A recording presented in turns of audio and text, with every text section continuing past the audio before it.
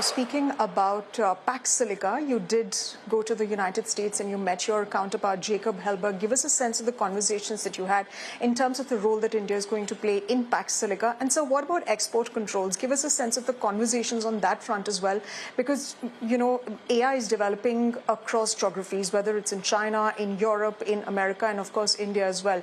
There is a conversation about guardrails as well, but around export controls as well that needs to be had.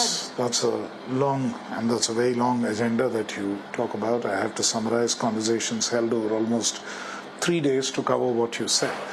But I think the important part is that India is viewed as a very important and key partner in Pax Silica. I think we were given pride of place in terms of the positioning, the opportunities to speak. Our views were heard with a great deal of attention.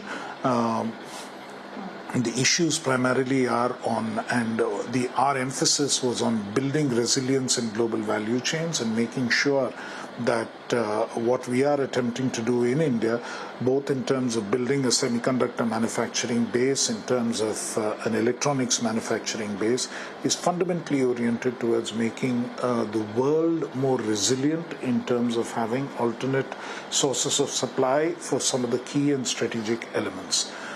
And it is a process of give and take in terms of access to critical minerals and certain other kinds of technologies.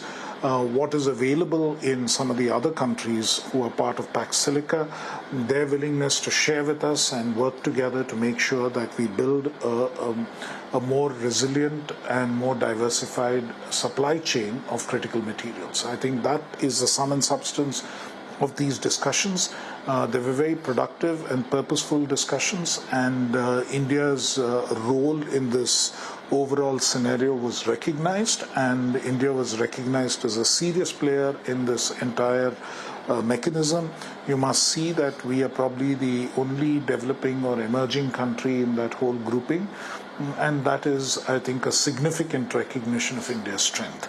So we are seen as a very serious partner, and which was very good to note. As far as the AI-related and AI technologies-related issue and discussion, while this topic was broached, we did not arrive at any final consensus on this issue. The American side still has certain concerns, and they've indicated that India would be treated fairly in this overall, whenever they make up their minds on their final export control policies. And also, they indicated that once they open up, there will be no rollback, at least as far as India is concerned. So I think these were the two commitments that they were prepared to provide.